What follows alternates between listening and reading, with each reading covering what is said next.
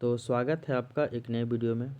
जैसा कि आपको पता है आने वाली 14 जेपीएससी प्रीलिम्स एग्ज़ाम के लिए हम लोग 100 टेस्ट का सीरीज स्टार्ट किए हैं, जिसके अंतर्गत जो पेपर 1 है आपका जनरल जीएस, इसके लिए 50 टेस्ट कवर करेंगे। और ठीक इसी तरह पेपर 2 जो आपका झारखंड स्पेशल है, इसके लिए भी हम लोग 50 टेस्ट कवर करेंगे। तो पेपर 1 और पेपर 2 दोनों मिलाकर आपका 100 टेस्ट लिए जाएंगे, जिसमें से जो आपका पेपर 1 है इसका टेस्ट नंबर 1 4 पार्ट में, टेस्ट नंबर 2 ये भी 4 पार्ट में, टेस्ट नंबर 3 ये भी आपका 4 पार्ट में, टेस्ट नंबर 4 ये भी आपका 4 पार्ट में। और ठीक इसी तरह आज हम लोग टेस्ट नंबर 5 स्टार्ट करने वाले हैं। तो ये हम लोग का पेपर 1 का टेस्ट नंबर 5 होगा, और इसका भी जो है वो आपका 4 पार्ट देखने को मिलेंगे।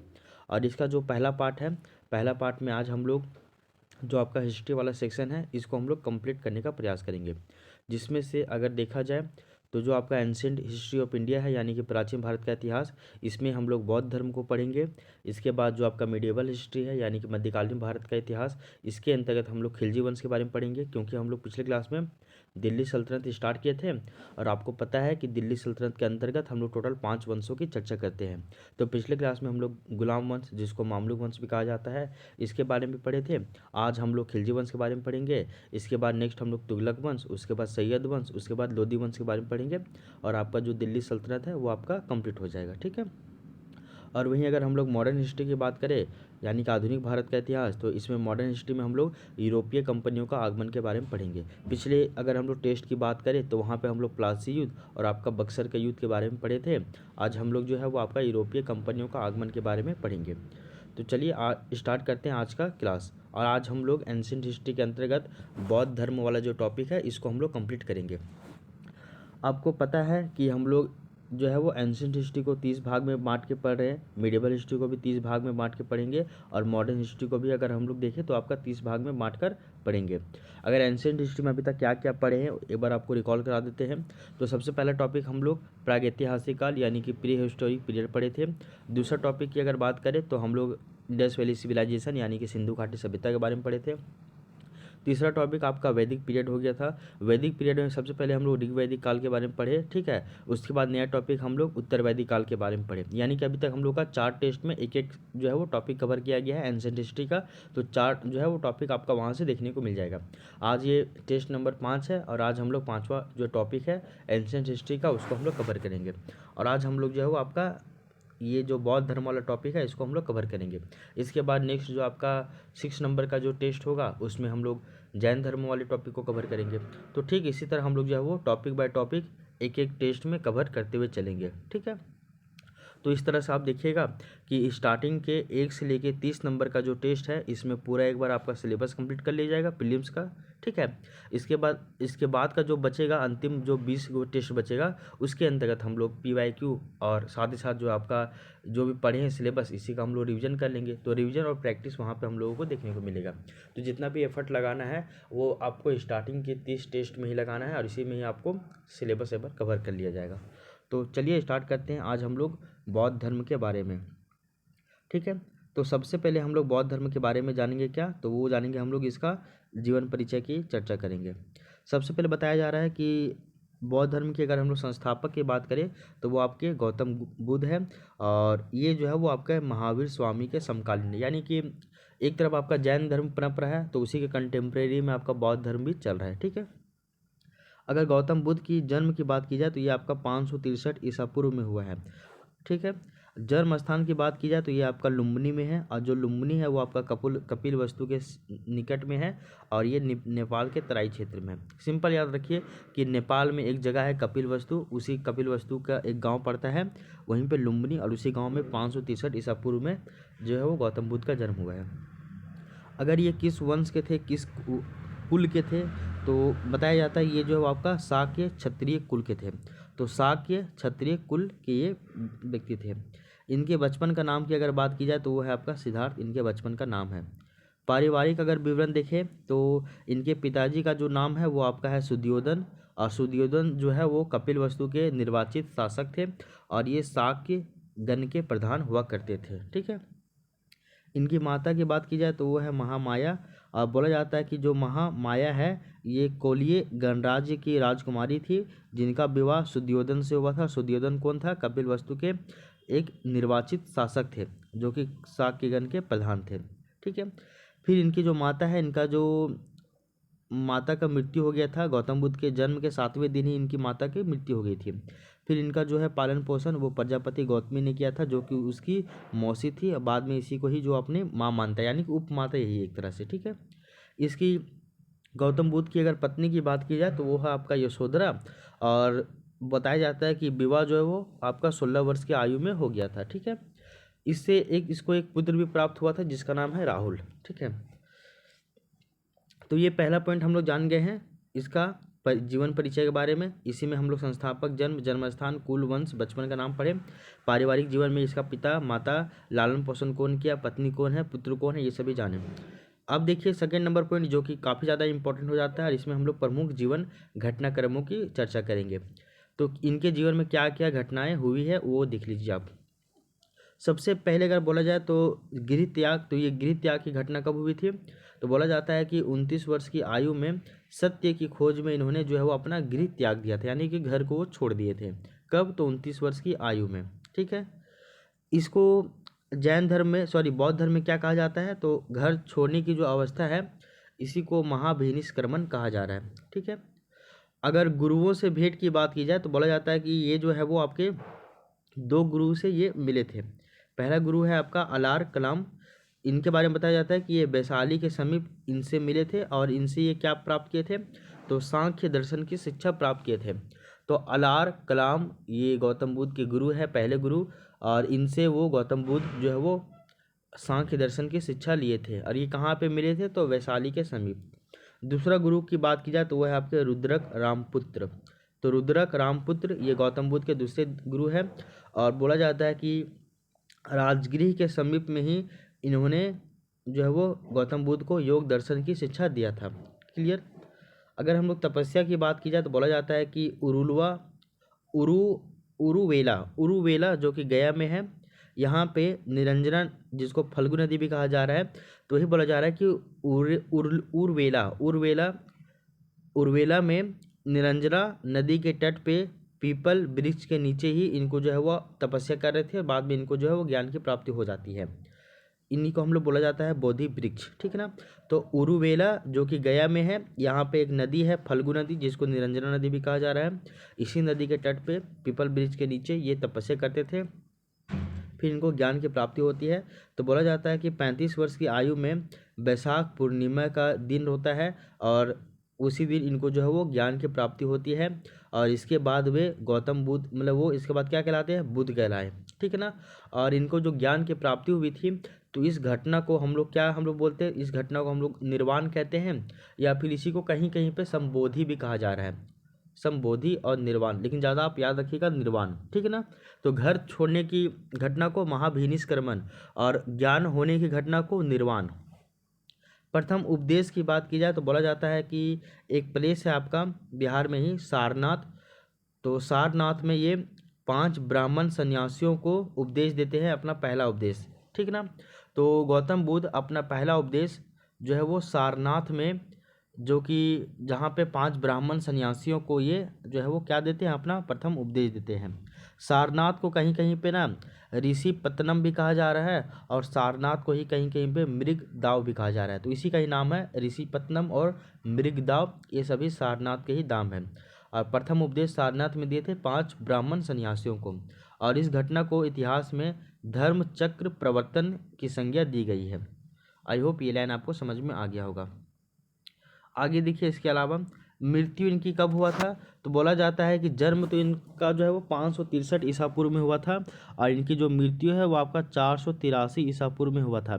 लगभग कितना साल? तो लगभग जो है वो आपका 80 वर्ष की आयु में इनकी मृत्यु हो गई थी। और इनकी मृत्यु कहाँ पे हुई थी? तो आपका कुशीनगर में। जन्म लुम्बिनी कपिलवस्तु के निकट नेपाल में, अब मृत्यु कुशीनगर में हुआ था। इनके मृत्यु के भी घटना को एक नाम दिया गया है, उसको बोलते हैं महापरिनिर्वाण। क्या? तो महापरिनिर्वाण। तो महाभिनिष्क्रमण, महापरिनिर्वाण, उसके बाद निर्वाण, उसके बाद धर्म चक्र प्रवर्तन, ये सभी क्या है वो आपको पता होना चाहिए। महत्वपूर्ण तथ्यों की अगर बात की जाए तो बोला जाता है कि गौतम बुद्ध जो है वो सर्वाधिक अपने उपदेश वो श्रावस्ती में दिए थे। और श्रावस्ती जो है वो कौशल देश की राजधानी हुआ करती थी। और ये सबसे ज़्यादा जो उपदेश है वो आपका पाली भाषा में दिया था, है ना। पाली भाषा जो आम जनता की भाषा था, इससे सभी लोग कनेक्ट कर पाते थे, क्योंकि इससे पहले जो है वो आपका संस्कृत भाषा ये सब बोला जाता था। और संस्कृत जो है वो सभी लोगों को तो पढ़ने का परमिशन भी नहीं था, तो सभी लोग उससे कनेक्ट नहीं हो पाते थे। लेकिन सबसे पहले गौतम बुद्ध जो है वो पाली भाषा की यूज किए। देन पाली भाषा आम जनता का भाषा था, तो इससे जो है वो काफ़ी ज़्यादा लोग जो है वो प्रभावित होने लगे धीरे धीरे, ठीक है। सर्वाधिक उपदेश श्रावस्ती में, सबसे पहला उपदेश सारनाथ में, और अंतिम उपदेश की अगर बात की जाए तो वो आपका कुशीनगर में दिए थे, और वो भी अपने एक शिष्य को ही, जिनका नाम है सुभद्र। क्या नाम है? सुभद्र। प्रथम अनुयायी की बात की जाए तो बोला जाता है कि इनके जो है प्रथम अनुयायी यानी कि प्रथम जो शिष्य बने थे वो कौन थे? तो एक आपका तपस्सु और एक आपका भल्लिक। तो तपस्वी और भल्लुक दो वो शूद्र थे, और यही दोनों सबसे पहले गौतम बुद्ध के जो है वो ये बने थे, इनके अनुयायी। संघ में महिलाएं की बात की जाए तो बोला जाता है कि शिष्य आनंद के कहने पर वैशाली में अनुमति मिली थी, और प्रजापति गौतमी पहली भिक्षुणी बनी थी। यानी कि इनकी जो है मौसी जो है वही इनकी जो है वो पहली क्या बनती है? भिक्षुणी बनती है। ऐसा ऐसा होता है ना कि शुरू में गौतम बुद्ध क्या है कि वो महिलाओं का प्रवेश एकदम वर्जित कर देते हैं कि नहीं, इसमें बौद्ध धर्म में महिलाओं को शामिल नहीं होना है, ठीक है ना। और इससे वो बहुत ज़्यादा खपा थे, और किसी को भी जो है वो अपना अनुयायी नहीं बनने देते थे। तो ऐसे में उनका जो प्रिय शिष्य था आनंद, तो आनंद के कहने पे ही क्या होता है कि वो उनकी माता जो है बहुत ही रोने धोने लगती है, और इसमें वो शामिल होने के लिए बहुत परेशान होती है। और इसी को ही देखते हुए जो आनंद जो उसका प्रिय शिष्य था वो कहता है कि नहीं, इसमें महिलाओं को भी आने दीजिए। तो बोलने के बाद वो अनुमति देते हैं, और इनकी जो पहली जो भिक्षुणी बनती है, मतलब पहली जो महिला अनुयायी बनती है वो बनती इनकी मौसी, यानी कि इनकी एक तरह से उपमाता ही बनती है प्रजापति गौतमी, ठीक है। प्रमुख शिष्य की बात की जाए, और शिष्य के साथ साथ अगर हम लोग देखें तो प्रमुख जो आपका समर्थक है, इसे कौन कौन राजा इसको समर्थक में दिए हैं? तो सबसे पहले तो आपका बिंबिसार एक राजा है, ठीक है ना। और बोला जाता है कि वेणुवन बिहार इनको दिया था, ये हटाइए, ये सब इम्पोर्टेंट नहीं है। लिच्छवी के जितने भी राजा हुआ करते थे, कुटाग्रशाला बिहार दिए थे। उसके अलावा आपका अंगुलीमाल डाकू, ये भी श्रावस्ती में शिष्य बना था। अच्छा, प्रमुख शिष्यों की अगर हम लोग बात करें तो पहला तो सबसे पहले हम लोग एक अंगुलीमाल डाकू की जानते हैं, कहानी वाला, जिसको जो है 100 मतलब कि आदमी को मारकर उसके उंगलियों को माला पहनने वाला था। तो ऐसे में 99 को हो गया था, 100वां नंबर का बन गया था कौन? तो अंगुलीमाल डाकू। ये वाला भी हम लोग जानते हैं कहानी। इसके अलावा लिच्छवी के जितने भी नरेश हुआ करते थे, राजा जितने हुआ करते थे वो सभी, और जो बिंबिसार है सभी वो गौतम बुद्ध के प्रमुख शिष्य और इसके समर्थक थे। गौतम बुद्ध के बारे में हम लोग देखते हैं कि बौद्ध धर्म के प्रतीक क्या क्या है। तो गौतम मतलब ये बौद्ध धर्म के प्रतीक भी हैं, यानी कि सिम्बल्स। जैसे कि अगर कुछ घटना है, उस घटना का प्रतीक है, जैसे कि गर्भ में आना, इसको हाथी का प्रतीक माना जाता है, इसका प्रतीक है। जन्म, इसको कमल और सांड का प्रतीक है। गृहत्याग यानी कि महाभिनिष्क्रमण, तो ये घोड़ा का प्रतीक है, ठीक है ना, घोड़ा इसका प्रतीक है। अच्छा देखिए, जब गौतम बुद्ध गर्भ में आए, इसको हाथी से दर्शाया गया है। जब वो जन्म लिए तो उसको कमल और सांड से दर्शाया गया है, इसका प्रतीक चिन्ह है। गृहत्याग, जब महाभिनिष्क्रमण हुआ यानी कि 29 साल की आयु में अपना घर छोड़ दिए, इसको घोड़ा का सिंबल है। ज्ञान की प्राप्ति, जब इनको निर्वाण हुआ तो ये आपका बोधि वृक्ष, ये पीपल इनका प्राप्त ये है प्रतीक चिन्ह। प्रथम उपदेश, इसको चक्र के माध्यम से दर्शाया गया है। इनका जो निर्वाण है यानी कि जो मोक्ष है वो आपका प्रतीक, इसका पद चिन्ह है। मृत्यु जो हुआ था इनका 80 साल की आयु में, इसको महापरिनिर्वाण कहते हैं। और इसका स्तूप जो है वो आपका इसका जो चिन्ह है वो आपका स्तूप है। समृद्धि की बात की जाए यानी कि प्रोस्पेक्टिव की, तो वो उसका जो प्रतीक चिन्ह है वो आपका शेर है, ठीक है। आइए अब हम लोग कुछ कुछ बौद्ध दर्शन के सिद्धांत देखते हैं, यानी कि फिलॉसफी एंड प्रिंसिपल। तो बोला जाता है सबसे पहला सिद्धांत क्या है कि 4 गो आर्य सत्य यानी कि 4 नोबल ट्रुथ की यहाँ पे चर्चा की गई है। इसके अलावा आपका अष्टांगिक मार्ग यानी कि आपका 8 फोल्ड पाथ की भी बात की गई है इसमें, ठीक है ना। इसके अलावा त्रिरत्न की बात की गई है, दार्शनिक मतों की बात की गई है। इसके अलावा यहाँ पे 10 सील यानी कि एक तरह से आचार संहिता की बात की गई है, ये हम लोग देखेंगे, ठीक है ना। तो ये सभी है आपके बौद्ध धर्म के सिद्धांत, यानी कि इसको बोलते हैं फिलॉसफी या फिर दर्शन, ठीक है ना। तो ये आपके दर्शन और सिद्धांत यानी कि फिलॉसफी और प्रिंसिपल दिखते हैं। तो सबसे पहले आपका तो 4 गो आर्य सत्य दिए हुए हैं। 4 गो आर्य सत्य कौन कौन है? तो पहला बोलता है दुख, बोलता है कि संसार जो है वो आपका दुखों से भरा है। दूसरा है दुख समुदाय, तो बोलता है कि दुख का कारण, तो दुख का कारण क्या है, वो इच्छा है, लालसा है, तृष्णा है, ये सभी क्या है, दुख का कारण है। तीसरा बोले हैं कि दुख का निरोध है, यानी कि दुखों को समाप्त किया जा सकता है। और चौथा बोले हैं दुख निरोध गामिनी प्रतिपदा, तो दुख निरोध गामिनी प्रतिपदा यानी कि दुख निवारण के लिए अष्टांगिक मार्ग। तो ये जो दुख है इनसे आपको अगर छुटकारा चाहिए तो इनसे दूर जाने के लिए, इनका निवारण करने के लिए, इनको सॉल्व करने के लिए आपको जो है वो एक अष्टांगिक मार्ग का जो है वो यहाँ पे फॉर्मूला दिए हैं। तो गौतम बुद्ध के 4 आर्य सत्य थे। पहला है दुख, दूसरा है दुख समुदाय, तीसरा है दुख निरोध और चौथा है आपका दुख निरोध गामिनी प्रतिपदा। क्लियर। अब दुख निरोध गामिनी प्रतिपदा इसको यानी कि दुखों का निवारण करने के लिए अष्टांगिक मार्ग दिए हैं। तो बी नंबर हो जाएगा आपका अष्टांगिक मार्ग, जिसको हम लोग बोलते हैं 8 फोल्ड पाथ। इसमें क्या है, तो पहला है आपका सम्यक, सम्यक सभी में लगेगा, तो सम्यक दृष्टि, सम्यक संकल्प, सम्यक वाक, सम्यक कर्मात, सम्यक आजीव, सम्यक व्यायाम, सम्यक स्मृति, सम्यक समाधि। तो दृष्टि सम्यक सम्यक लगा दीजिएगा आप, तो सम्यक दृष्टि, संकल्प, वाक, कर्मात, आजीव, व्यायाम, स्मृति, समाधि, ये सभी आपके अष्टांगिक मार्ग दिए हुए हैं। इसके अलावा गौतम बुद्ध का सिद्धांत में और दर्शन में आपका जो है वो त्रिरत्न को भी शामिल किया गया है, जिसको हम लोग बोलते हैं 3 जेविल्स। इसमें क्या है, बुद्ध, धम्म और संघ। बुद्ध में जो है वो आपका जागृत व्यक्ति को शामिल किया गया है, धम्म यानी कि शिक्षा और सिद्धांत को, और संघ यानी कि बौद्ध भिक्षुओं का संगठन। तो बुद्ध जो कि जागृत व्यक्ति है उसको बुद्ध कहेंगे, धम्म जिसमें शिक्षा और सिद्धांतों की चर्चा की गई है, और संघ आपका बौद्ध भिक्षुओं का संगठन है। ये आपका त्रिरत्न कहलाता है।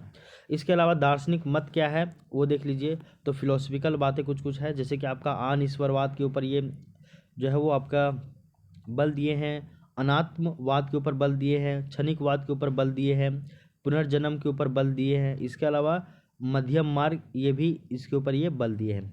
देख लीजिए, अनिश्वरवाद यानी बोलता है कि ईश्वर की कोई भी सत्ता इसमें नहीं माना गया है। ठीक है, उस समय देख लीजिएगा तो जो भी आपका ये क्या बोलते हैं ब्राह्मण धर्म, यानी कि एक तरह से बोला जाए तो सनातन धर्म उस समय बहुत ही मतलब कि प्रख्यात अपने अवस्था में था। उस समय देखा जाए तो यहाँ पे समाज को बांट दिया गया था, ब्राह्मण, क्षत्रिय, वैश्य, शूद्र। तो जो शूद्र लोग थे वो बहुत ज़्यादा दबे हुए थे, इनके ऊपर शोषण किया जाता था। और बाद में जब बौद्ध धर्म आया तो उसमें बोला गया कि ईश्वर जैसी कोई भी सत्ता है ही नहीं, और सबको यहाँ पे एक समान माना गया। तो ऐसे में क्या हो गया कि जो ये शूद्र लोग थे वो मूव ऑन कर गए बौद्ध धर्म की तरफ। कई सारे लोग तो कन्वर्ट हो गए, कई सारे लोग तो इसको अपना भी लिए, क्योंकि जिस धर्म में आपके साथ भेदभाव हो रहा है वहाँ पे आप रहना नहीं पसंद कीजिएगा, जहाँ पे आपके साथ भेदभाव नहीं हो रहा आप वहाँ पे जाना पसंद कीजिएगा। तो यहाँ पे सबसे पहले अनिश्वरवाद यानी एक तरह समझिए अनश्वरवाद की यहाँ पे संकल्पना दी गई है। इसके अलावा आपका अनात्मवाद यानी कि आत्मा की अमरता नहीं मानी गई है और चेतना को प्रभाव माना गया है। बोला गया कि आत्मा जो है वो अमर नहीं है, आत्मा भी समाप्त हो जाता है, बस केवल जो आपका चेतना है वो चेतना का प्रभाव होता है। इसके अलावा एक और कॉन्सेप्ट दिए थे वो है आपका क्षणिकवाद, और क्षणिकवाद में बोला गया कि संसार की हर वस्तु क्षणिक और परिवर्तनशील है। तो इस संसार में जितनी भी वस्तु है वो आपका क्षणिक है, वो क्षण भर है, और वो परिवर्तनशील है, वो परिवर्तित होती रहेगी। आज आपके पास है, कल किसी और के पास रहेगा, परसों किसी और के पास रहेगा। ठीक, ना धन न दौलत, ये ना रुपया, ना पैसा, न घर, न गाड़ी, न बंगला, कुछ भी क्षणिक मतलब कुछ भी जो है वो आपका स्थिर नहीं है, सभी क्षणिक है और परिवर्तनशील है। ठीक है। इसके अलावा पुनर्जन्म का यहाँ पे जो है वो आपका दर्शन दिया गया, दर्शन बोले तो दार्शनिक मत दिया गया पुनर्जन्म का। बोलता है कि पुनर्जन्म में ये विश्वास रखते थे, और ये बोला जाता है कि आत्मा का पुनर्जन्म नहीं होता है, बल्कि जो आपका चेतना है ना, इस चेतना का पुनर्जन्म होता है। मध्यम मार्ग का भी इसमें जो है वो आपका कॉन्सेप्ट दिया गया।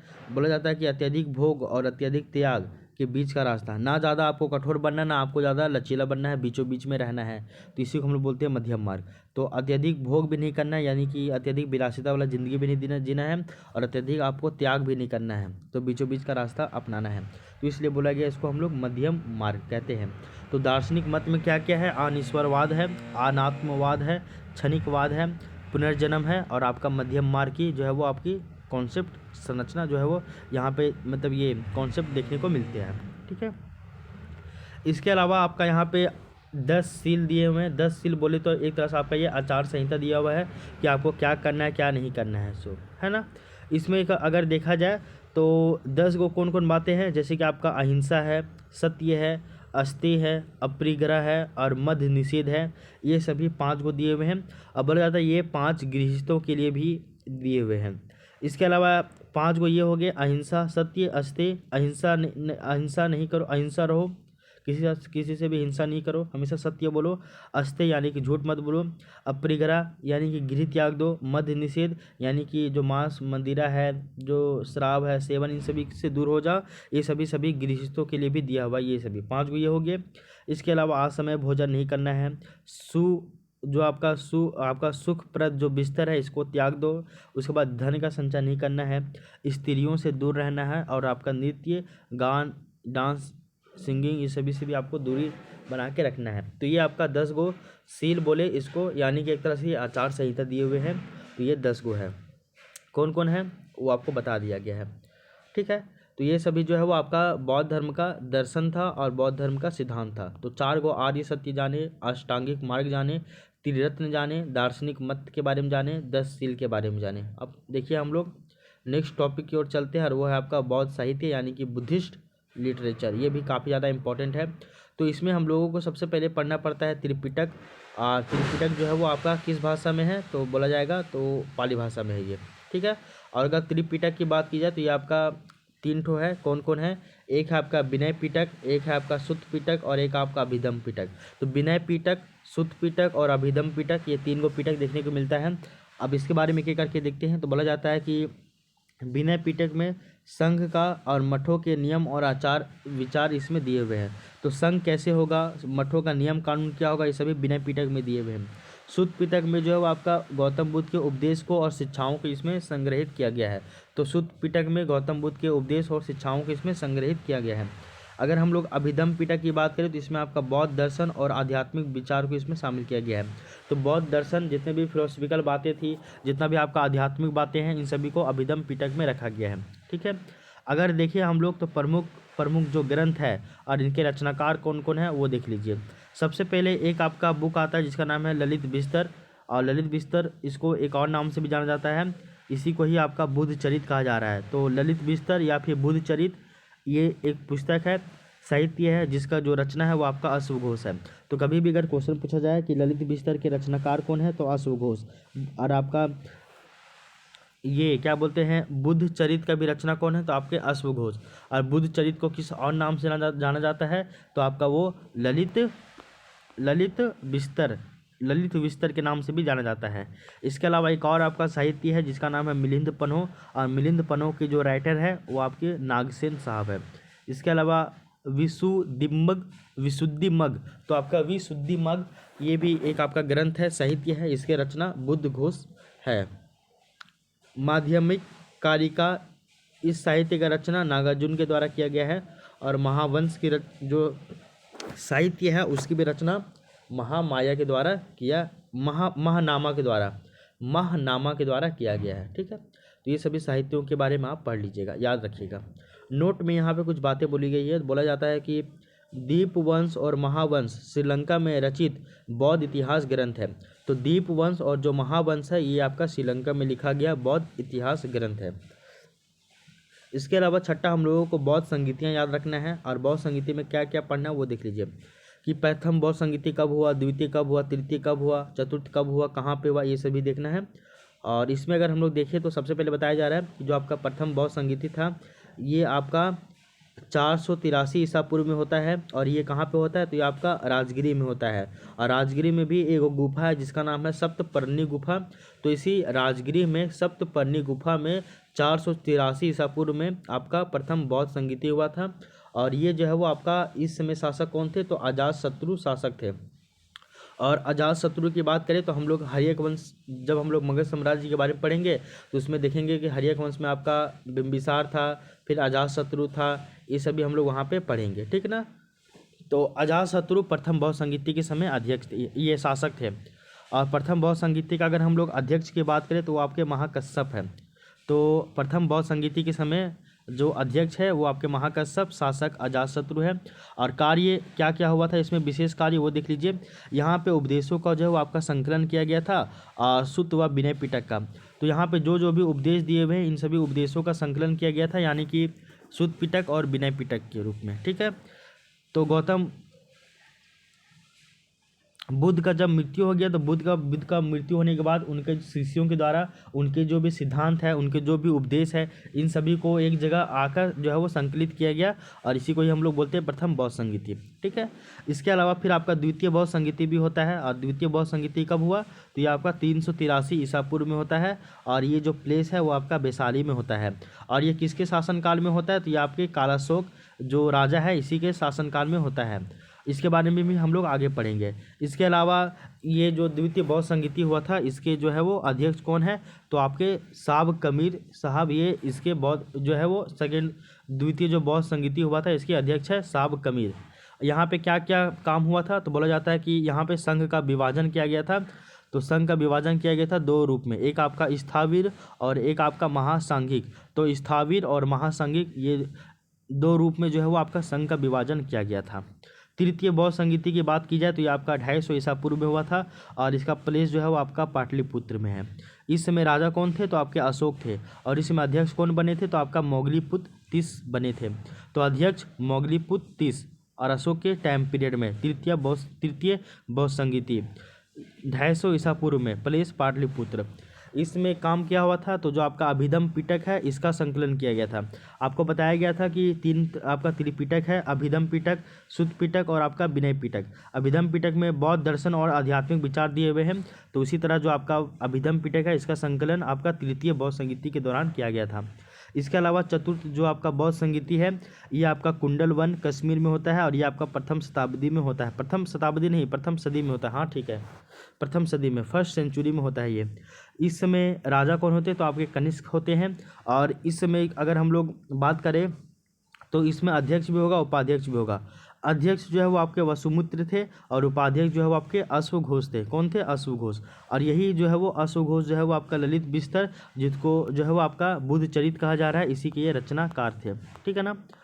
तो ये चौथा बौद्ध संगीति कश्मीर में हुआ था, कुंडल वन में, प्रथम सदी में, और इस समय राजा कनिष्क थे, और इसके अध्यक्ष वसुमित्र और उपाध्यक्ष अश्वघोष रहे थे। इसके बाद क्या हुआ था, यहाँ पे एक घटना, यहाँ पे जो बौद्ध धर्म है वो आपका दो भागों में बट गया था, एक है आपका हीनयान और एक आपका महायान। तो हीनयान और महायान में ये जो है वो आपका दो भाग में बट गया था, ठीक है ना। तो ये यहाँ तक के जो है वो बातें आपको समझ में आ गई होगी। अब हम लोग थोड़ा सा देखते हैं, ये जो दो ठो कॉन्सेप्ट निकल के आ रहा है आपका हीनयान और महायान, इसके बारे में डिटेल से जानते हैं ये आखिर है क्या ये मसला। तो सबसे पहले हीनयान के बारे में बात करेंगे, ये दोनों अलग अलग थे, और फिर हम लोग महायान के बारे में देखेंगे। हीनयान को निम्न मार्ग भी कहा जा रहा है, और महायान को उत्कृष्ट मार्ग कहा जा रहा है, यानी कि हीनयान को थोड़ा सा कम तवज्जो दिया जा रहा है, और जो भी व्यक्ति महायान में जाते हैं वो उत्कृष्ट मार्ग है, यानी कि वो ज़्यादा सिद्ध व्यक्ति होते हैं।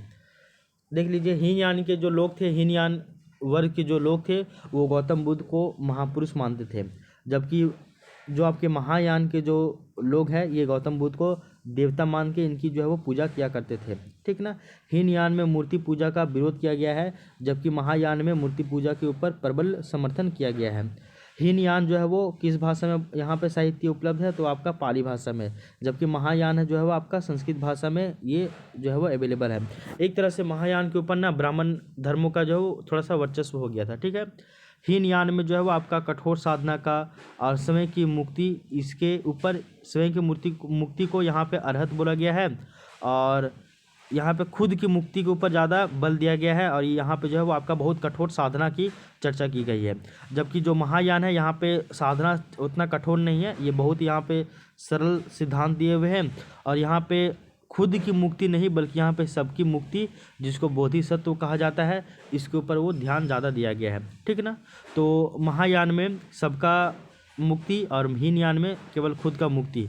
खुद का मुक्ति को हम लोग बोलते हैं अरहत, और सबका मुक्ति इसको बोलते हैं बोधिसत्व, इसके ऊपर ज़्यादा जो है वो बल दिया गया है।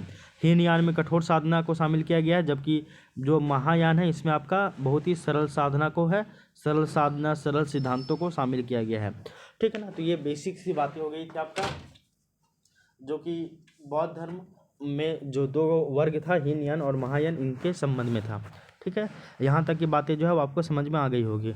अब हम लोग जो है वो आपका 8 नंबर पॉइंट देखते हैं, जो कि है कि जैन धर्म और बौद्ध धर्म के बीच में क्या क्या जो है वो तुलना।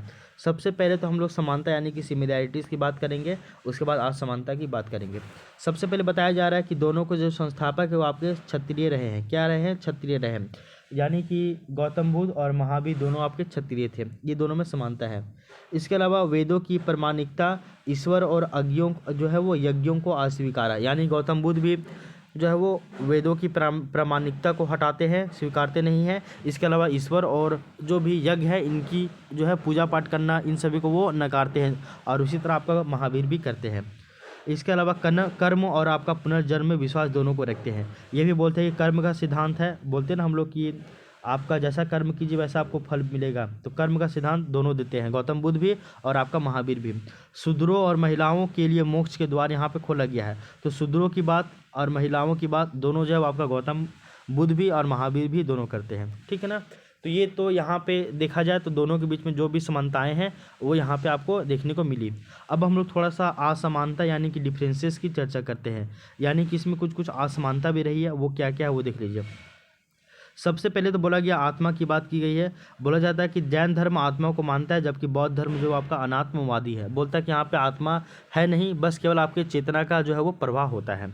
अहिंसा की बात की जाए तो बोला जाता है कि जैन धर्म में अहिंसा अत्यधिक कठोर है और कृषि भी वर्जित है, जबकि बौद्ध धर्म में मध्यम मार्ग को अपनाया गया है। जैन धर्म में बोला गया अहिंसा को बहुत ज़्यादा तवज्जो दिया गया है, बोलता है कि आप अगर सांस लीजिएगा तो कई सारे जीवाणु मर जाएंगे, तो ऐसे में आप मास्क पहना कीजिए। आप कृषि कीजिएगा तो इससे भी कई सारे जो है वो जीवों को कष्ट मिलेगा, वहाँ पे जो ज़मीन के अंदर जो रहने वाले जो कीड़े मकोड़े उनकी भी मृत्यु हो जाएगी, ऐसे में कृषि भी नहीं करना है आपको, तो बहुत ज़्यादा अहिंसा पे बल दिया गया है। जबकि बौद्ध धर्म में मध्यम मार्ग को अपनाया गया है, ठीक है ना, ज़्यादा ना कठोर ना ज़्यादा जो है वो सरल, मतलब कि इसमें रिजिडिटी और फ्लेक्सिबिलिटी दोनों को जो है वो अपनाया गया है, इनके बीच के मार्ग को। मोक्ष की अगर बात की जाए तो बोला जाता है कि जैन धर्म में शरीर त्याग, ये मृत्यु के बाद मोक्ष मिलता है, जबकि बौद्ध धर्म में बोला जाता है कि इसी जीवन में आपको जो है वो निर्वाण संभव है। गौतम बुद्ध को तो जीते जी ही ना निर्वाण की प्राप्ति हुई थी। उसके अलावा देखिए तो कठोरता की बात की जाए तो बोला जाता है कि जैन धर्म में काया क्लेश, जिसको कठोर तप के ऊपर ज़्यादा बल दिया गया है, जबकि बौद्ध धर्म में ना आपको कठोर तप नहीं करना, आपको मध्यम मार्ग के आधार पर ही जो है निर्वाण की प्राप्ति की जा सकती है। अब देख लीजिए कुछ कुछ ना बौद्ध धर्म की अगर हम लोग देखें तो इसके पतन के कारण भी रहे हैं, यानी कि कॉजेस ऑफ डिक्लाइन, आखिर ये क्यों डिक्लाइन कर गया, इसके पीछे का क्या क्या कारण है वो देख लीजिए।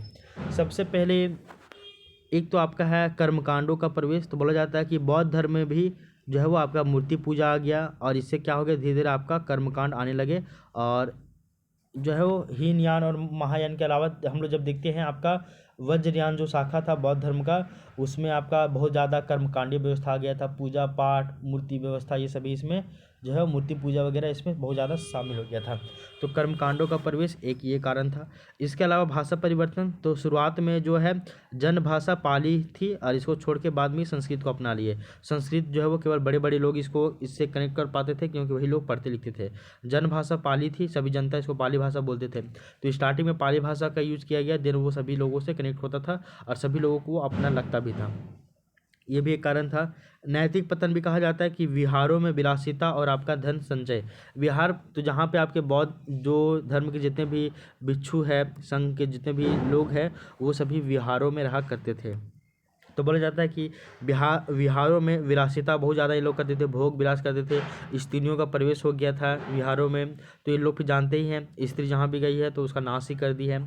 तो नैतिक पतन भी देखने को मिलता है, बहुत सारे लोग धीरे धीरे अपना धन का संचय करने लगे अमीर बनने के लिए, और फिर ऐसे देखा जाए तो ये आपका कुछ नैतिक पतन भी होते हैं। इसके अलावा राजकीय संरक्षण का भी अंत हुआ, तो बोला जाता है कि शुंग वंश, कण्व वंश और गुप्त काल में ब्राह्मण धर्म जो है वो फिर से आपका पुनः स्थापित हुआ, और जब ब्राह्मण धर्म ज़्यादा जो है वो प्रख्यात हुआ, तो ऐसे में जो है वो आपका राजकीय संरक्षण नहीं मिला बौद्ध धर्म को, और ये भी जो है वो आपका डिक्लाइन होने लगा, धीरे धीरे समाप्ति की ओर चलने लगा, ठीक है। अगर हम लोग आक्रमण की बात करें तो बोला जाता है कि पुष्य मित्र जो शुंग है वो बौद्धों का उत्पीड़न किए, मतलब कि बौद्धों के ऊपर बहुत ज़्यादा आक्रमण किए, मतलब ये उनका शोषण किए, कौन, तो पुष्य मित्र शुंग। इसके अलावा जो मिहिर कुल है जो कि हुन राजा हुआ करते थे, ये भी कई सारे बौद्धों की हत्या करवा दिए थे। शशांक यानी कि जो आपका गौड़ नरेश है उड़ीसा वाले क्षेत्र में, ये क्या किए थे, बोधि वृक्ष को कटवा दिए थे। और अभी जो वर्तमान में बोधि वृक्ष है ये आपका लगभग 7वां से 8वां नहीं, मतलब कि कुछ कितना पीढ़ी है आप एक बार पता कीजिएगा। जो ओरिजिनल बोधि वृक्ष वो नहीं है, उसके जगह में फिर दूसरा बोधि वृक्ष वहाँ पे उगा है, ठीक है ना। तुर्की आक्रमणकारियों में देखा जाए जैसे कि आपका जो बख्तियार खिलजी है, बख्तियार खिलजी हम लोग जानते हैं कि जब मोहम्मद गोरी यहाँ से भारत से लौट रहा था तो अपने जीते गए क्षेत्रों को 4 अपने अधिकारियों के उत्तराधिकारियों के ऊपर, जो कि उसका गुलाम था, उसको वो सौंप के चला गया था। जैसे कि कुतुबुद्दीन ऐबक को दिल्ली वाला क्षेत्र दे दिया, बख्तियार खिलजी था एक उसका गुलाम, उसको जो है वो आपका बंगाल वाला और ये वाला बिहार वाला क्षेत्र देकर चला गया। इसके अलावा जो आपका कुबाचा था, फिर आपका यालदोज था, इसको सभी को देकर चला गया। तो बख्तियार जो खिलजी है वो शुरू पहले तो बिहार के ऊपर कब्जा किया, उसके बाद बंगाल की नदियों के ऊपर भी वो अटैक करके पूरा बंगाल क्षेत्र को भी अपने अधीन कर लेता है। अब बख्तियार खिलजी जो है वो आपका नालंदा विश्वविद्यालय और आपका विक्रमशिला विश्वविद्यालय को नष्ट करवा देता है। कौन, तो बख्तियार खिलजी, ये भी आपको पता होना चाहिए। आई होप यहाँ तक की बातें जो है वो आपको समझ में आ गई होगी।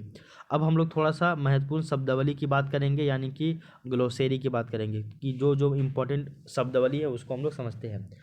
सबसे पहले आप जानिए चैत्य क्या होता है। तो चैत्य जो है वो आपका पूजा स्थल है। बौद्ध धर्म में जो भी पूजा होता है ना, तो पूजा स्थल को हम लोग चैत्य कहते हैं। तो बौद्ध पूजा स्थल चैत्य है। विहार की बात की जाए तो ये आपका बौद्ध भिक्षुओं का ये निवास स्थान है, इसी को ही आपका जो है वो विहार कहा जा रहा है, ठीक है। इसके अलावा जो एक वर्ड आता है आपका स्तूप। स्तूप क्या है, तो बुद्ध या फिर जो महान भिक्षु है इन सभी के अवशेषों पर निर्मित अर्धगोलाकार संरचना। तो इस तरह से अर्धगोलाकार संरचना है जहाँ पे अगर बौद्ध धर्म से कोई भी अगर महान भिक्षु है या फिर गौतम बुद्ध है, इनका जब वो डेट कर जाते हैं, इनका जो अवशेष है जैसे कि इनका कुछ कुछ सामान उमान या फिर इन्हीं का शरीर का अंग कुछ भाग यहाँ पे रख दिया जाता है स्तूप बनाकर, ये अर्धगोलाकार संरचना होता है, इसी को हम लोग स्तूप कहते हैं। प्रमुख स्तूप की अगर बात की जाए तो आपका सांची का स्तूप है, आपका भरूच का स्तूप है, सारनाथ का स्तूप है, अमरावती का स्तूप है, ये सभी आप याद कर लीजिएगा, ठीक है ना। और ये इसका क्या क्या विशेषता है, जैसे कि सांची का स्तूप क्या विशेषता है, अमरावती का स्तूप का क्या विशेषता है, वो आप थोड़ा सा ध्यान में रख लीजिएगा। इसके अलावा उपसंपदा क्या होता है, तो बोला जाता है कि बौद्ध धर्म में प्रवेश की जो है एक प्रक्रिया है जिसको हम लोग बोलते हैं उपसंपदा। तो बौद्ध धर्म में अगर आपको प्रवेश करना है तो उसके लिए एक प्रक्रिया को आपको फॉलो करना पड़ेगा जिसको हम लोग बोलेंगे उपसंपदा, ठीक है। तो इस तरह से अगर आप देखिएगा तो प्राचीन भारतीय इतिहास का एक जो टॉपिक था आपका बौद्ध धर्म, वो टॉपिक यहाँ पे जो है वो आपका कंप्लीट हो गया है, ठीक है ना। तो इस टॉपिक को हम लोग कंप्लीट कर लिए हैं। अब हम लोग नेक्स्ट चलते हैं मिडिएबल हिस्ट्री की ओर, क्योंकि आपका जो है वो एंशिएंट हिस्ट्री कंप्लीट हो गया है, ठीक है। आगे देखिए, तो अब हम लोग मिडिएबल हिस्ट्री की ओर चलेंगे और मिडिएबल हिस्ट्री में हम लोग का जो टॉपिक है वो आपका है खिलजी वंश के बारे में पढ़ेंगे, ठीक है। और खिलजी वंश का अगर हम लोग टाइम पीरियड की बात करें तो वह है आपका 1290 से लेकर 1320 ईस्वी तक। तो बोला जा रहा है कि खिलजी वंश दिल्ली सल्तनत का दूसरा वंश था। पहला वंश गुलाम वंश और इसी को हम लोग मामलुक वंश कहते हैं, वो था। और दूसरा वंश जो है वो आपका खिलजी वंश है। ये मूलतः तुर्क थे और गुलाम वंश के अंतिम शासक क्यूमर्स की हत्या करके जलाउद्दीन खिलजी ने इस वंश की नींव रखी थी। तो गुलाम वंश का अंतिम शासक क्यूमर्स था और उसकी हत्या करके जलाउद्दीन खिलजी के द्वारा खिलजी वंश की स्थापना की गई थी। इसमें पहला राजा आता है आपका जलाउद्दीन फिरोज खिलजी। तो जलाउद्दीन फिरोज खिलजी जो है वो 1290 से लेके 1296 ईस्वी तक, यानी कि 6 साल इसके राजा रहते हैं खिलजी वंश के। संस्थापक की बात की जाए तो बोला जाता है कि ये खिलजी वंश के संस्थापक रहते हैं। इसका राज्याभिषेक जो है आपका 1290 ईस्वी में होता है और ये भी जो है वो आपका किलो खरी महल में होता है, किलो खरी महल में होता है। और इसने किलो खरी महल को ही अपनी जो है वो आपका राजधानी बना दिया था, किसने, जलाउद्दीन फिरोज खिलजी ने। शासन की नीति की बात की जाए तो बोला जाता है कि यह दिल्ली का प्रथम सुल्तान था जिसने उदार निरंकुशवाद के आदर्श को अपनाया था और वह एक उदारवादी शासक था। तो जलाउद्दीन फिरोज जो खिलजी है वो आपका उदारवादी शासक था और इसने उदार निरंकुशवाद तो है, यानी कि अपनी नीति के ऊपर किसी भी तरह का कोई भी किसी के ऊपर दबाव नहीं, अपने अपने मन मुताबिक करेगा, ठीक है ना। तो अपनी शक्तियों के ऊपर वो अपनी शक्तियों का मतलब कि अपना मालिक है, किसी का भी इसमें कोई दबाव नहीं है। अभी बोलते हैं ना कि मंत्रिमंडल है, मंत्रिमंडल जैसा बोलेगा वैसे प्रधानमंत्री और राष्ट्रपति करेंगे, वैसा वहाँ पे नहीं था। वो निरंकुशवादी तो था ही था, लेकिन वो उदारवादी भी था, बहुत ज़्यादा उदार था, लिबरल था। मंगोल संबंध की बात की जाए तो बोला जाता है कि जो आपका इसने मंगोलों को पराजित किया था, यानी कि जो जलाउद्दीन फिरोज तुगलक जो है जलाउद्दीन फिरोज जो खिलजी है वो मंगोलों को हराया था और इसके काल में दिल्ली में बसने वाले मंगोलों को नवीन मुसलमान कहा जाता है। तो दिल्ली में जो भी मुसलमान आके बसे हैं, मंगोल आके बसे हैं, उन्हीं को नवीन मुसलमान कहा गया था।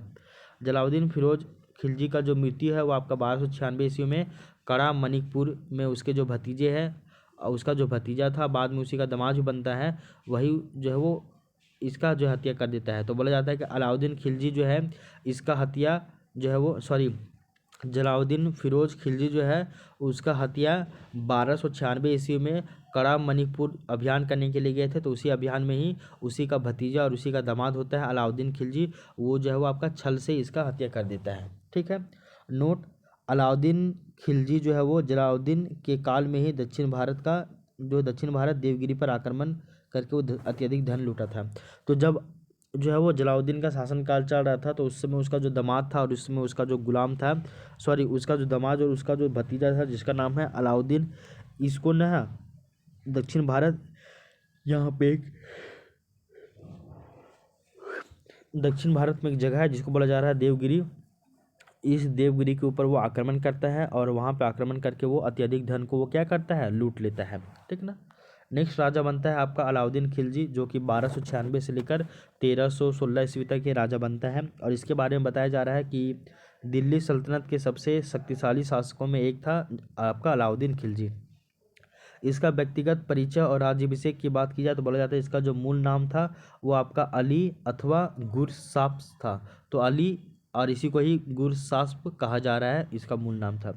पिता की बात की जाए तो आपका शिहाबुद्दीन मसूद खिलजी था, और शिहाबुद्दीन मसूद खिलजी जो है वो आपका जलालुद्दीन फिरोज खिलजी का भाई था। ठीक ना। और शिहाबुद्दीन मसूद खिलजी का बेटा था अलाउद्दीन खिलजी, और अलाउद्दीन खिलजी का चाचा था आपका जलालुद्दीन फिरोज खिलजी। राज्याभिषेक की बात की जाए तो 1296 ईस्वी में बलबन के लाल महल में ही जो है वो आपका बलबन जो है वो आपका गुलाम वंश का शासक है, और बलबन का जो लाल महल है जो बलबन के द्वारा ही बनाया गया था, उसी लाल महल में 1296 ईस्वी में इसी का राज्याभिषेक होता है। 1296 ईस्वी में ही कड़ा मणिकपुर में अपने छल से अपने चाचा को मार देता है ये। उपाधियाँ यानी टाइटल्स की बात की जाए तो बोला जाता है कि अबुल मुजफ्फर सुल्तान अलाउद्दीनिया वादीन मोहम्मद शाह खिलजी। तो एक उपाधि था आपका अबुल मुजफ्फर सुल्तान अलाउद्दीनिया। इसके अलावा एक टाइटल था दीन मोहम्मद शाह खिलजी, ये सभी टाइटल लिया था। इसके अलावा सिकंदर ए सानी यानी कि द्वितीय सिकंदर द्वितीय, ये भी टाइटल लिया था। तो ये इंपॉर्टेंट है, सिकंदर ए सानी किसका टाइटल है, तो आपका अलाउद्दीन खिलजी का है। आपका राजत्व एवं प्रशासन का सिद्धांत देखे जाए तो इसका कैसा सिद्धांत था, तो धर्म और राजनीति के बारे में बात किया जाता है। बोला जाता है कि उसने शासन में इस्लाम के सिद्धांतों को पालन नहीं किया था, जबकि वो मुसलमान था फिर भी अपने शासन में इस्लाम के जो भी सिद्धांत इसको वो लागू नहीं किया था, और उलेमाओं के हस्तक्षेप को वो रोका था, और पदों का विवरण जो है वो योग्यता के आधार पर किया था।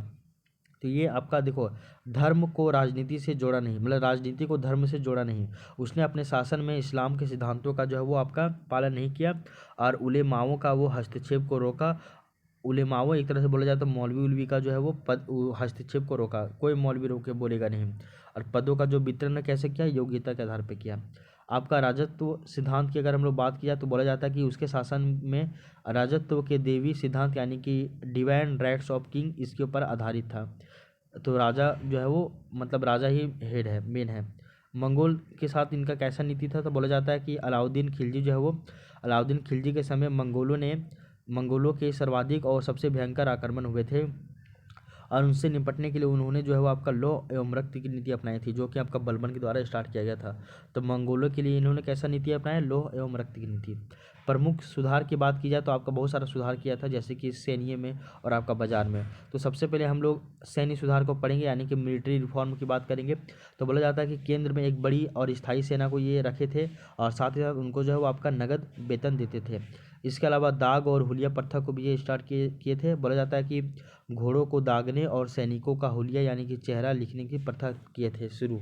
तो ये पहली बार केंद्र में बड़ी और स्थायी सेना रखा गया था नगदी वेतन के साथ। और इसके अलावा दाग और हुलिया प्रथा रखा गया था, घोड़ों को दागने का और सैनिकों का जो है वो हुलिया यानी कि चेहरा लिखने की प्रथा जो है वो शुरू किया गया था। इसके अलावा सीमा सुरक्षा हेतु विशेष सेना की जो है वो आपका नियुक्ति किया गया था। तो ये सभी आपका सैन्य सुधार किए थे अलाउद्दीन खिलजी।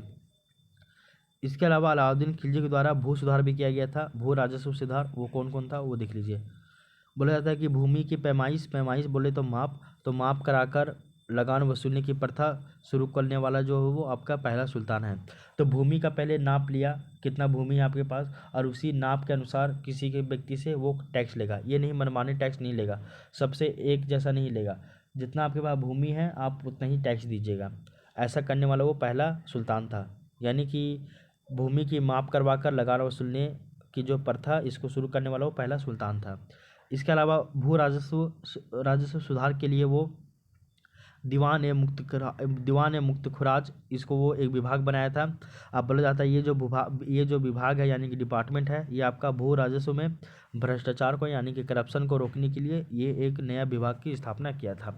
तो दीवान ए मुस्तखराज ये एक विभाग था जिसको क्या किया था, ये भू राजस्व यानी कि लैंड रेवेन्यू जो है इसमें जो करप्शन हो रहा है इसको रोकने के लिए इसको लाया था।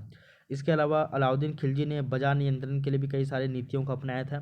तो बोला जाता है कि आपका सार्वजनिक जो वितरण प्रणाली है यानी कि पब्लिक डिस्ट्रीब्यूशन जो सिस्टम है इसका एक तरह से प्रारंभ सबसे पहले यही किए थे, अलाउद्दीन खिलजी ने किया था। अभी भी सरकार PDS के माध्यम से जो है वो आपका राशन देती है नागरिकों को। तो ठीक इसी तरह सबसे पहले PDS जो है वो स्टार्ट आपका अलाउद्दीन खिलजी ने ही किया था बाजार नियंत्रण के अंतर्गत। और इसके अलावा बाजार में वस्तुओं की कीमतें जो है वो आपका निश्चित कर दिया था अलाउद्दीन खिलजी। इसके अलावा एक ऐसा बोला जाता है कि अलाउद्दीन खिलजी बोलते थे कि अगर कोई भी व्यक्ति जो दंड मारा या फिर कोई भी व्यक्ति जो है वो कम दिया सामान, जितना कम सामान देगा उतना उसको उसका मांस काट के उसमें चढ़ाया जाएगा, उतना मांस उसका काट लिया जाएगा। कहने का मतलब आप 1 kg चावल लेने के लिए गए हैं और 1 kg चावल में जो है वो आपका 900 ग्राम चावल दिया है, 100 ग्राम वो डंडी मार लिया है। तो ऐसे में जो अलाउद्दीन खिलजी क्या करवाएगा, उस जो व्यक्ति ऐसा किया है उसका 100 ग्राम मांस काट लेगा और उसमें चढ़ा देगा। ऐसा तो ऐसा क्यों किया, ताकि कोई भी लोग डंडी नहीं मारे, गलती नहीं करे, ठीक है ना। ये सभी हो गया आपका इम्पोर्टेंट। इसके अलावा निर्माण कार्य जिसमें हम लोग स्थापत्य कला की बात करेंगे तो इसी में कुछ निर्माण कार्य भी करवाए थे स्थापत्य कला में। तो बोला जाता है कि ये जो राजधानी है वो आपका सीरी को अपना राजधानी बनाया था अलाउद्दीन खिलजी ने। प्रमुख निर्माण की बात की जाए तो आपका सीरी का किला, हजार खंबा महल और आपका अलाई दरवाज़ा, ये सभी अलाउद्दीन खिलजी के द्वारा ही बनवाया गया था। ठीक है, आप इसको एक बार ध्यान में रख लीजिएगा, याद कर लीजिएगा अपने लैंग्वेज में। प्रमुख सेनापति की बात करें अलाउद्दीन खिलजी का तो बोला जाता है कि उलुग खां, नसरत खां, अलप खां इनके जो है वो प्रमुख सेनापति रहे हैं, सेनानायक रहे हैं। जफर खां की बात की जाए तो बोला जाता है कि मंगोलों से लड़ते हुए वीरगति को प्राप्त कर गए थे और ये अत्यंत योग्य सेनापति थे। तो जफर खां जो है वो आपका मंगोलों से लड़ते हुए वीरगति को यानी कि शहीद हो गए थे, मर गए थे, और ये बहुत ही ज़्यादा अत्यंत योग्य सेनापति हुआ करते थे। इसके अलावा मलिक काफूर की बात की जाए तो बोला जाता है कि इसे गुजरात विजय के दौरान इसको जो है वो प्राप्त किया गया था और इसे 1000 दिनारी भी कहते हैं, और दक्षिण विजय का जो श्रेय इसी को ही माना जाता है, इसी को ही दिया जाता है। तो जब अलाउद्दीन खिलजी जो है वो आपका गुजरात का अभियान कर रहा था तो उसी समय जब गुजरात को जीत लेता है तो उसी समय जो है आपका 1000 दिनार में मलिक काफूर को खरीदता है। अब मलिक काफूर जो है वो आपका ना लड़का है ना लड़की है, वो बीचों बीच वाला है, ठीक है ना। और ये 1000 दिनार में इसको खरीदा गया था, देन इसको जो है वो आपका 1000 दिनारी भी कहा जाता है। और मलिक काफूर जो है वो दक्षिण विजय का श्रेय इसी को ही दिया जाता है, ठीक है। अब देख लेते हैं हम लोग अलाउद्दीन खिलजी के द्वारा जो अलग अलग समय में अलग अलग जगहों पे जो है वो अभियान किया गया था, उन अभियानों की जो है वो हम लोग चर्चा कर लेते हैं एक एक करके, ठीक है। सबसे पहले बताया जा रहा है कि अलाउद्दीन जो है वो आपका विंध्याचल पर्वत को पार करने वाला प्रथम तुर्क सुल्तान था। तो प्रथम तुर्क सुल्तान कौन है जिन्होंने विंध्याचल पर्वत को पार करके जो है वो अपना साम्राज्य विस्तार जो है वो करने की कोशिश किया, तो ऐसा कौन है, आपका अलाउद्दीन खिलजी है। यानी कि कहने का मतलब है ये विंध्याचल पर्वत पार, यानी कि वो पहले तो सभी राजा नॉर्थ में रहते थे, साउथ में जाने वाला पहला राजा कौन था, तो दिल्ली सल्तनत में प्रथम तुर्क सुल्तान कौन था, तो वो आपका अलाउद्दीन खिलजी ही था। तो जो आपका विंध्याचल पर्वत पार यानी कि दक्षिण में चला गया है। बोला जाता है कि उसके दक्षिण अभियानों का जो है मुख्य उद्देश्य क्या था, वो धन की प्राप्ति था, ना कि प्रत्यक्ष शासन। तो वो दक्षिण की ओर जाने का उसके पीछे का रीजन एक ही था कि वो धन की प्राप्ति करना चाहता था, ठीक है ना, इसी के लिए वो जाना चाहता था, वहाँ पे वो शासन नहीं करना चाहता था, ठीक है। अमीर खुसरो ने इन अभियानों का जो है वो विस्तृत विवरण दिया है। किनके द्वारा दिया गया, अमीर खुसरो के द्वारा दिया गया। अमीर खुसरो कौन है, तो उनके दरबारी एक तरह से रहते हैं ये, ठीक ना। और वही जो है वो अलाउद्दीन खिलजी का जो है विजय अभियान के बारे में बतलाते हैं। सबसे पहले अगर हम लोग देखें उत्तर भारत का अभियान कौन कौन है, तो उत्तर भारत के अभियान में हम लोग गुजरात का अभियान देखते हैं, रणथंबोर का अभियान देखते हैं, मेवाड़ जिसको हम लोग बोल रहे हैं चित्तौड़गढ़, इसका अभियान देखते हैं। इसके अलावा मालवा का अभियान, सिवाना का अभियान और आपका जालोर का अभियान, ये सभी उत्तर भारत का अभियान है। और उसके बाद हम लोग दक्षिण भारत की अभियान की ओर भी चले जाएंगे। तो अलाउद्दीन खिलजी का अगर उत्तर के अभियान के देखें तो 1297 ईस्वी में गुजरात के ऊपर ये जो है वो ये अटैक किए थे। और गुजरात में उस समय शासक थे कर्णदेव। और विशेष विवरण क्या है तो बोला जाता है कि यहीं पे जो है वो आपका मलिक काफूर, इसको 1000 दिनार में खरीदा गया था, यानी कि 1000 दिनार इसको कहा जा रहा है। तो गुजरात अभियान में मलिक काफूर को खरीदा। और गुजरात अभियान 1297 में शासक कर्णदेव था। 1301 ईस्वी में रणथंबोर का जो है वो अटैक किया और उसमें रणथंबोर में हमीरदेव जो है वो शासक रहते हैं। 1303 ईस्वी में जो है वो आपका मेवाड़ यानी कि चित्तौड़गढ़ में अटैक करते हैं, अभियान करते हैं और उसमें रतन सिंह जो है वो यहाँ के शासक होते हैं। बोला जाता है कि रानी पद्मावती के लिए ये आक्रमण किया गया था, क्योंकि रानी पद्मावती जो है बोला जाता है कि उसमें विश्व की सबसे सुंदर कन्या हुआ करती थी।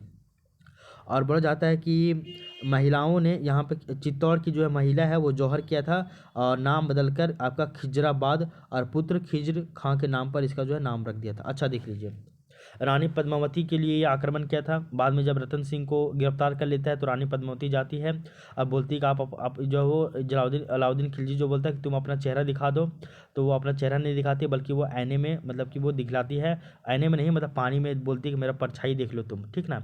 ऐसा ऐसा बहुत सारा कहानी होता है, आप इसको डिटेल से देख लीजिएगा, आप पढ़ लीजिएगा। ये पद्मावत जो है आपका मलिक मोहम्मद जैसी के द्वारा लिखा गया पद्मावत, उसमें ये बहुत ही विस्तृत से चर्चा की गई है।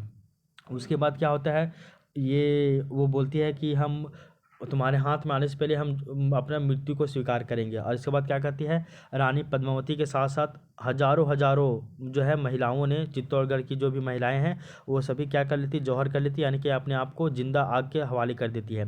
और बाद में जब वो अलाउद्दीन खिलजी जो है वो आपका जब ये मेवाड़ यानी कि चित्तौड़गढ़ को जीत लेता है किला को, उसके बाद वहाँ का नाम जो है वो अपने पुत्र जो है वो खिज्र खां के नाम पे खिजराबाद रख देता है। इसके अलावा 1305 ईस्वी में अलाउद्दीन खिलजी के द्वारा मालवा अभियान किया गया और उसमें वहाँ के शासक थे महालक देव। उसके बाद 1308 ईस्वी में सिवाना के ऊपर अभियान किया गया जिसके शासक थे शीतल देव। उसके बाद 1311 ईस्वी में जालोर का अभियान किया गया और जिसके शासक थे कन्हन देव, ठीक है ना। तो ये सभी जो है वो आपका उत्तर भारत का अभियान था अलाउद्दीन खिलजी का। अब हम लोग जो है वो आपका दक्षिण भारत का अभियान देखते हैं। और दक्षिण भारत का अभियान जितना भी हुआ है इन सभी अभियानों में जो है वो नेतृत्व कौन किया है, तो आपका मलिक काफूर के द्वारा ही इसका जो है वो नेतृत्व किया गया है, ठीक ना। दक्षिण भारत के अभियानों का नेतृत्व मलिक काफूर के द्वारा ही किया गया है, ठीक है। ये आपको समझ में आ गया होगा, ठीक है, ये आपको समझ में आ गया होगा। अब देख लीजिए दक्षिण भारत का अभियान में सबसे पहले हम लोग 1296 ईस्वी में देखते हैं और ये आपका देवगिरी का प्रथम अभियान किया गया था, मतलब आक्रमण किया गया था। और इसमें राजा रामचंद्र देव साहब होते हैं। और इसमें क्या है विशेषता, तो बोला जाता है कि सुल्तान बनने से पूर्व ये आक्रमण किया गया था। तो सुल्तान बनने से पहले ही यहाँ पे आक्रमण कर दिया था 1296 ईस्वी में अलाउद्दीन खिलजी ने। इसके अलावा 1307 ईस्वी में फिर से दोबारा आक्रमण करता है देवगिरी के ऊपर, इसको बोलते हैं देवगिरी का द्वितीय आक्रमण। और इसमें भी राजा आपका कौन रहता है, रामचंद्र देव ही रहता है। अब बोला जाता है कि अलाउद्दीन ने रामचंद्र देव को रायन की उपाधि यहीं पे देते हैं और नवसारी की जो है वो आपका जागीर भी देते हैं। तो अलाउद्दीन खिलजी जो है वो राजा रामचंद्र देव जो कि देवगिरी के राजा होते हैं, इसको 1307 ईस्वी में जब देवगिरी का द्वितीय अभियान करते हैं तो उसी समय रामचंद्र देव को रायन की टाइटल जो है वो उसको देते हैं और साथ ही साथ नवसारी की भी जागीर देते हैं। इसके अलावा 1309 ईस्वी में वो वारंगल का अभियान करते हैं और वारंगल में राजा जो है वो आपका प्रताप रुद्रदेव होता है। और यहाँ पे एक आपका बोला जाता है कि जो है वो आपका प्रताप रुद्रदेव जो है वो आपका काकतीय वंश का राजा होता है। और इसका विशेषता बोला जा रहा है यहाँ पे कि राजा ने अपने सोने की मूर्ति में जंजीर डालकर भेजी और कोहिनूर हीरा जो है वो भेंट किया था। तो जब आपका वारंगल का अभियान करता है अलाउद्दीन खिलजी 1309 ईस्वी में, तो उस समय वहाँ का राजा होता है काकतीय वंश का जिसका नाम रहता है प्रताप रुद्रदेव। और जब वो वहाँ का अभियान करता है अलाउद्दीन खिलजी, तो बोला जाता है प्रताप रुद्रदेव जो है वो अपना सोने की मूर्ति में जंजीर डाल के देता है और साथ ही साथ अपना जो है वो कोहिनूर हीरा अलाउद्दीन खिलजी को ही दे देता है, ठीक है ना। इसके अलावा 1310 ईस्वी में अलाउद्दीन खिलजी के द्वारा द्वार समुद्र का भी अभियान किया जाता है और बोला जाता है कि यहाँ पे जो राजा है वो आपके वीर वल्लाल तृतीय यहाँ के राजा होते हैं। इसके अलावा 1311 ईस्वी में अलाउद्दीन खिलजी के द्वारा मदुरै, जिसको तंजावुर कहा जा रहा है, इसका अभियान किया जाता है और मदुरै में जो है राजा आपका वीर पांड्या होते हैं। अब बोला जाता है कि पांड्यों ने अलाउद्दीन की अधीनता को स्वीकार नहीं किया था, पांड्यों ने, ठीक ना। तो वीर पांड्या का शासन चल रहा था मदुरै के ऊपर। 1311 ईस्वी में वहाँ पे आक्रमण करता है और पांड्या जो है वो आपका अलाउद्दीन खिलजी की अधीनता को एक्सेप्ट नहीं करते हैं। इसके बाद 1313 ईस्वी में देवगिरी का तीसरा अभियान होता है, फिर तीसरा बार अभियान होता है और इसमें जो राजा है वो आपका शंकर देव होते हैं। अब बोला जाता है कि रामचंद्र देव जो है, जिसका बेटा था शंकर देव, उसी के विरुद्ध ये जो है अभियान किया गया था अलाउद्दीन खिलजी के द्वारा, ठीक है ना। और ये जो शंकर देव है वो आपका रामचंद्र देव का ये बेटा होता है। तो ये देवगिरी के ऊपर 3 बार अभियान करता है, ठीक ना। तो ये हो गया आपका अलाउद्दीन खिलजी का उत्तर अभियान और आपका दक्षिण अभियान। यहाँ तक की जो बातें हैं वो आपका समझ में आ गई होगी।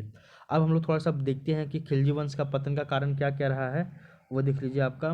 तो बोला जाता है कि अलाउद्दीन का मृत्यु हो गया था 1316 ईस्वी में और इसके बाद ये जो वंश है वो इसका जो पतन वो प्रारंभ हो गया और उसने अपने छोटे पुत्र, जिनका नाम है शिहाबुद्दीन उमर, उसको वो अपना उत्तराधिकारी नियुक्त करता है, परंतु वो सत्ता का संघर्ष यहाँ से वो जारी होते रहता है। उसके बाद आप देख लीजिए कुतुबुद्दीन मुबारक खिलजी, ये 1313 ईस्वी से लेकर 1320 ईस्वी तक ये राजा रहता है। बोला जाता है कि अलाउद्दीन खिलजी का ये तीसरा पुत्र होता है और ये खलीफा की घोषणा करता है। इसके बारे में बोला जा रहा है कि जो आपका अलाउद्दीन खिलजी का जो तीसरा बेटा है, जिसका नाम है कुतुबुद्दीन मुबारक खिलजी, वो अपने आप को समय को खलीफा घोषित करता है और अल इमाम और उल इमाम, खिलाफत उल लह जैसी ये उपाधियों को धारण करता है। तो अपने आप को खलीफा घोषित कर देता है कुतुबुद्दीन मुबारक खिलजी। ये आपका अलाउद्दीन खिलजी का बेटा होता है, तीसरा बेटा, और ये अपने आप को टाइटल देता है 3-4 ठो, जैसे कि आपका खलीफा घोषित तो कर दिया था, साथ ही साथ अल इमाम, उसके बाद उल इस्लाम, उसके बाद खिलाफत उल लह, ये जैसा इस तरह का वो जो है वो आपका टाइटल ले देता है। आगे देख लीजिए नसरुद्दीन खुसरो शाह। तो नसरुद्दीन खुसरो शाह ये आपका 1320 ईस्वी में रहता है।